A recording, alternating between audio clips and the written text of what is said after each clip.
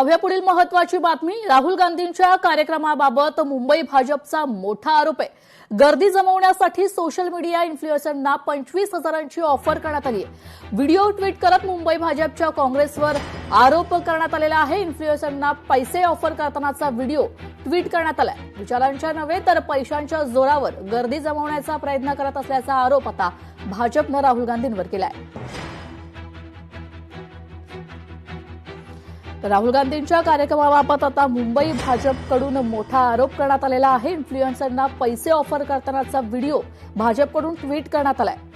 गर्दी जमवण्यासाठी social media इन्फ्लुएन्सरना 25,000ची offer करण्यात आलेली आहे, असा आरोप देखील भाजपने राहुल गांधींवर केलेला आहे। विचारांच्या नव्हे तर पैशांच्या जोरावर गर्दी जमवण्याचा प्रयत्न करत असल्याचं भाजपकडून आरोप करण्यात आलेला आहे। आपले प्रतिनिधी चेतन ननावरे आपल्यासोबत फोन लाईनवरून जोडले गेलेले आहेत। चेतन, आपण पाहतोय की भाजपकडून खूप मोठा आरोप खरं तर राहुल गांधींवर केला जातोय की गर्दी जमवण्यासाठी इन्फ्लुएन्सरना 25,000ची ऑफर करण्यात आली, अशा व्हिडिओ देखील भाजपकडून ट्विट करण्यात आल्या।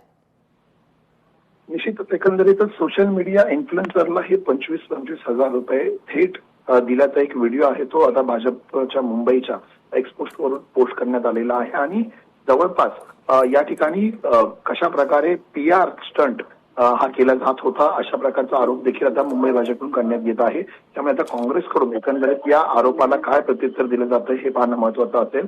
मात्र लोकशाहीमध्ये अशा प्रकारे पैशाचा वापर करून एखादं आंदोलन उभं करणं कितपत योग्य आहे, अशा प्रकारे गर्दी जमवणं कितपत योग्य आहे, याबाबतचा सवाल देखील आता भाजप मुंबईकडून उपस्थित करण्यात येत आहे। परिणामी पुन्हा एकदा भाजप आणि काँग्रेसमध्ये या पोस्टवरून खडाजंगी उठण्याची शक्यता आहे। तेजत, निश्चितच धन्यवाद चेतन, तुम्ही दिलेल्या